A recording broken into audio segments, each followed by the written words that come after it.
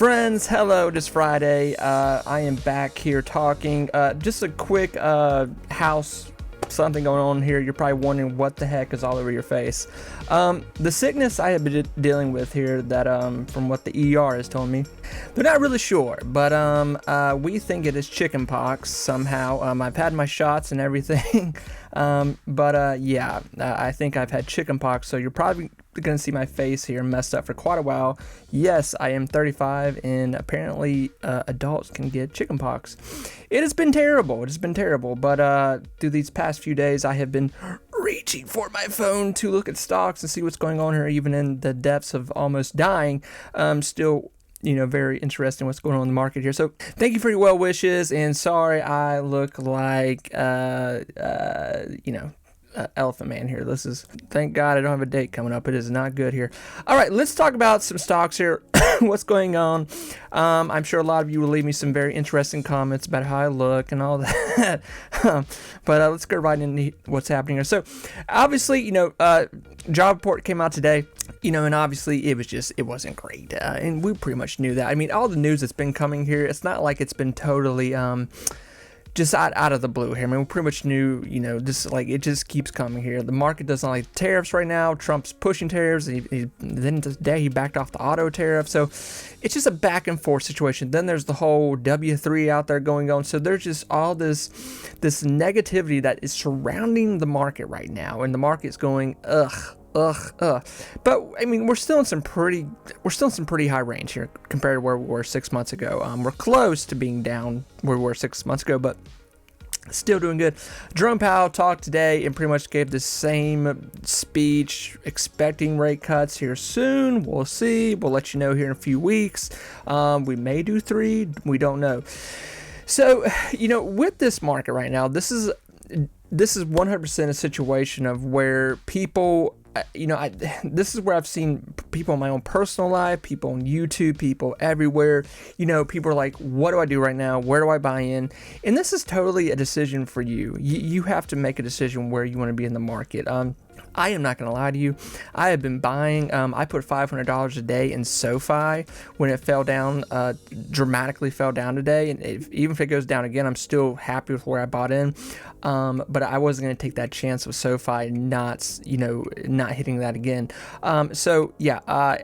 I bought today. I bought SoFi. I've been buying SoFi. I've been buying a lot of SoFi because I think SoFi is going to have a tremendous next 5 to 10 years. With dividends, stock split later in the future, all that kind of stuff. So I'm really trying to build a huge portfolio right there with SoFi.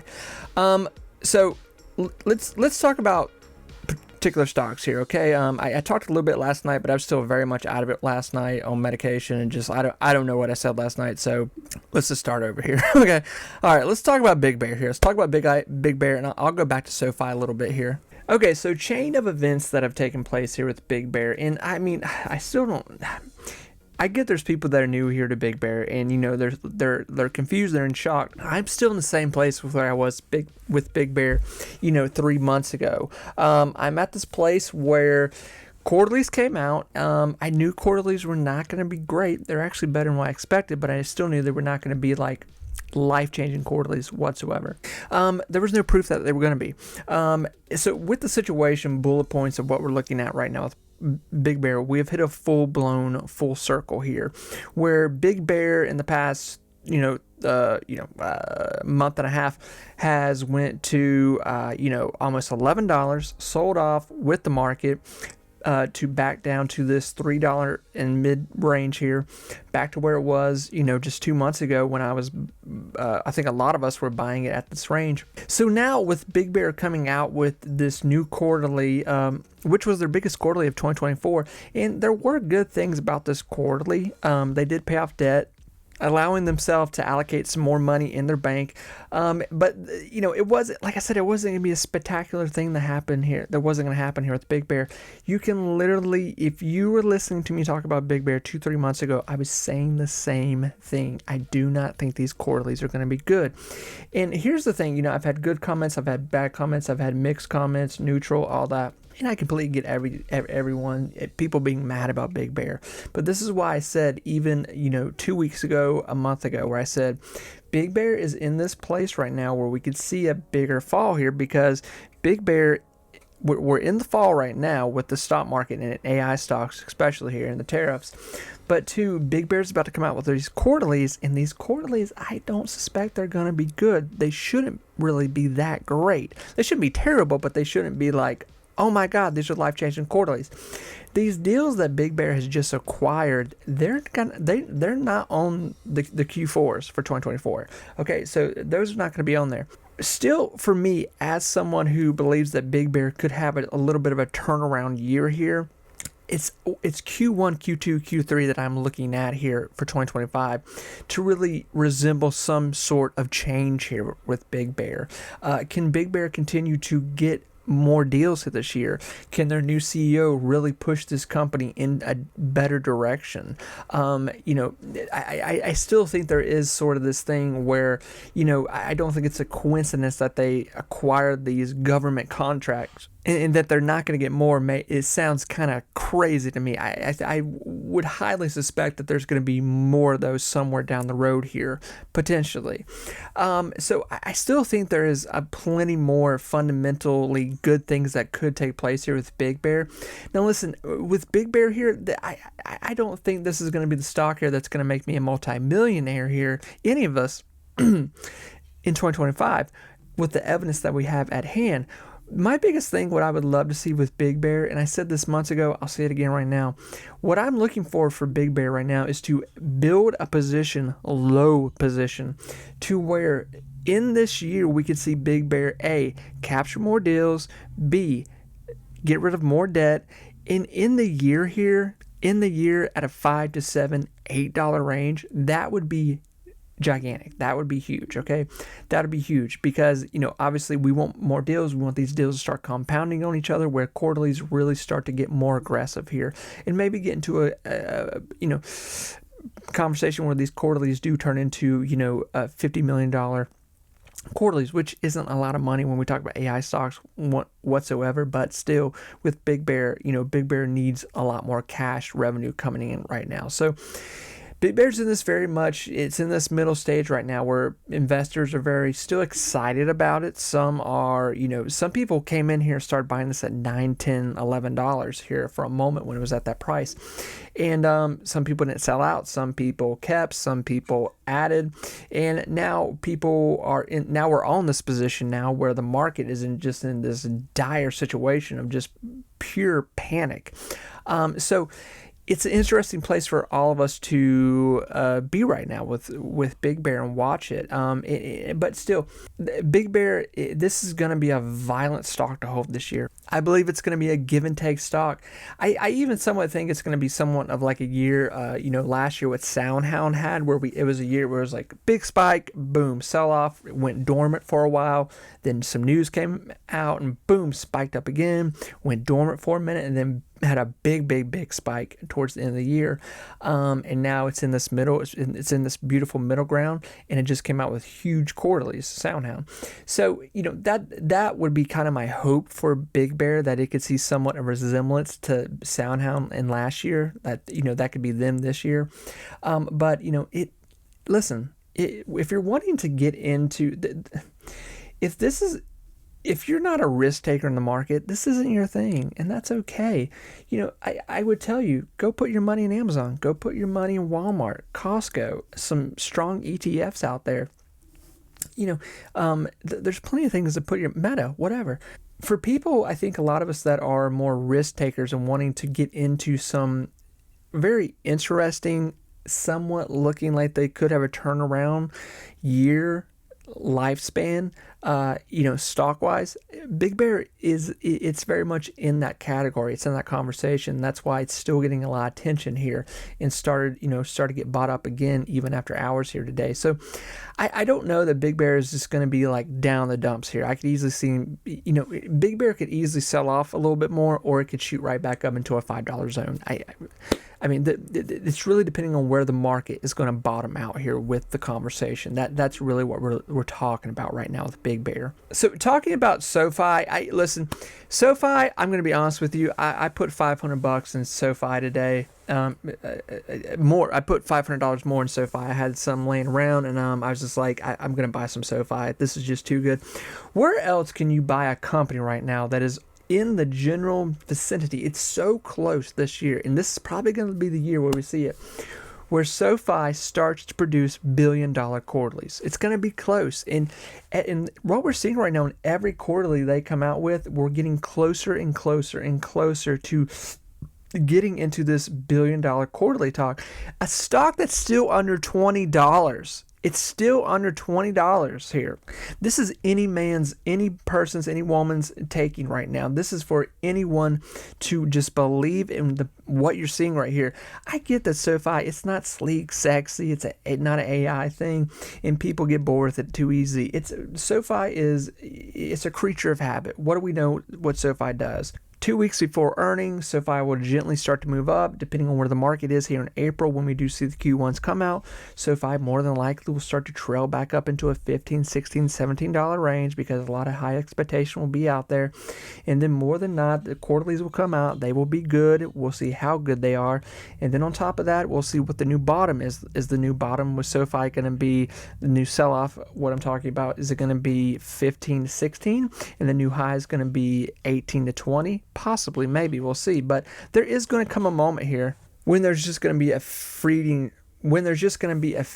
frenzy on SoFi here, and that day is coming here more than not very soon, I think, for a lot of people. So, and this is why I keep building more SoFi right now. I keep trying to build such a heavy position in SoFi, because it's giving on the fundamentals that you would want as an investor. It's a company that's making money. It's building a life force into the zeitgeist, into new generations, and that's really such a key thing that a lot of companies aren't able to develop too. So SoFi is going into such a big broad span of just people to where they are customers, and this is why you're seeing the revenue, the customer basis grow so big right now with SoFi. And it's I think I wish I just want to scream it from the mountaintops for people to pay attention to what's going over at SoFi. And trust me, I get it. It's slow, it's moving slow, it's boring, it doesn't give people a lot what they want. I get it. But there's going to be somewhere down the road where this really pays off for a lot of people if you're able to keep buying, because somewhere down the road they're more than likely, it may be a minute here, but there could be a stock split and added dividend on top of that. Friends, that would be huge news for you. And just to talk about Palantir, man, talk about a fight. Talk about a fight. Palantir is holding this $80 position right now. It's sold off at $79, just a little bit today and some change. But there is such a wall of money right here at this $80 position, where contracts, puts, options, everything, contracts, people just holding shares. There's such a wall of money right there to where something, if that collapses, if this $79 position collapses, that's the next level down, because it's obvious that's where a strong position was built, and that's where it's holding right now. So I think 100% you're seeing the Palantir is really giving the indication of where things are holding right now, especially with a lot of AI stocks. The market did start to rally up a little bit today towards the end of the close. I say rally up, it's just kind of, did sell off more. But Palantir even starts, moved back up a little bit today. Everything ended today a little better than it started here. But listen, friends, I'm not going to talk too much longer. My voice is going here, but I think the main gist of what I'm trying to say here is that, listen, this market can be anyone's market, okay? I've seen so many people on TikTok, YouTube, all this, talk about now's not the time to invest. You should invest, or should you invest? Why? I don't know. Is Trump going to destroy the market more?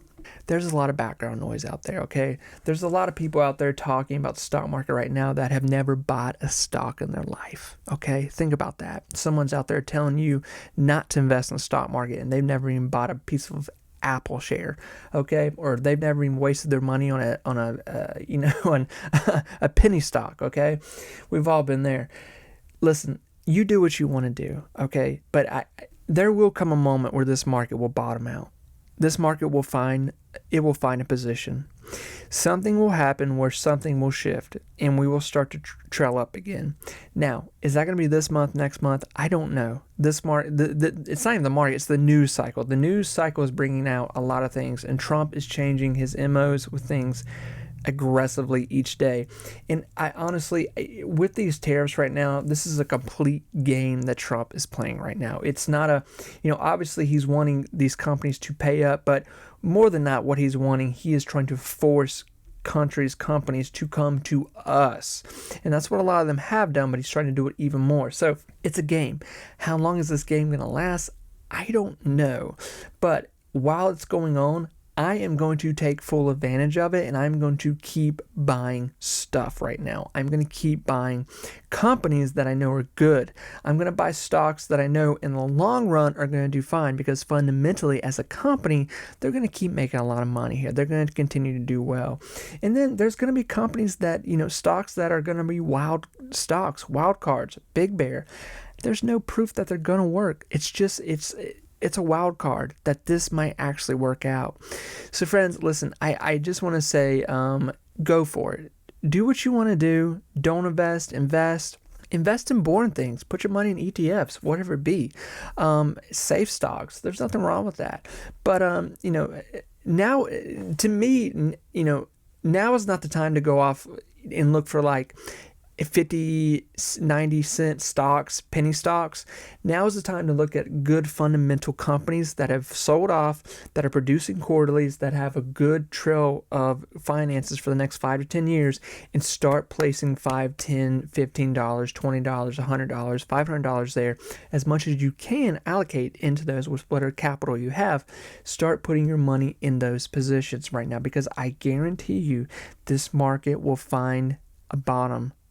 Somewhere at some point it will find a bottom, and then it's going to be too late for people. It's going to be too late. Okay. Then you think they're complaining now. So there's a lot of background noise. Don't listen. I have a YouTube channel. I get a lot of background noise. Okay. I appreciate it. Things will change here. One thing we know about our stock market, it always finds a new level, a good level, a new high.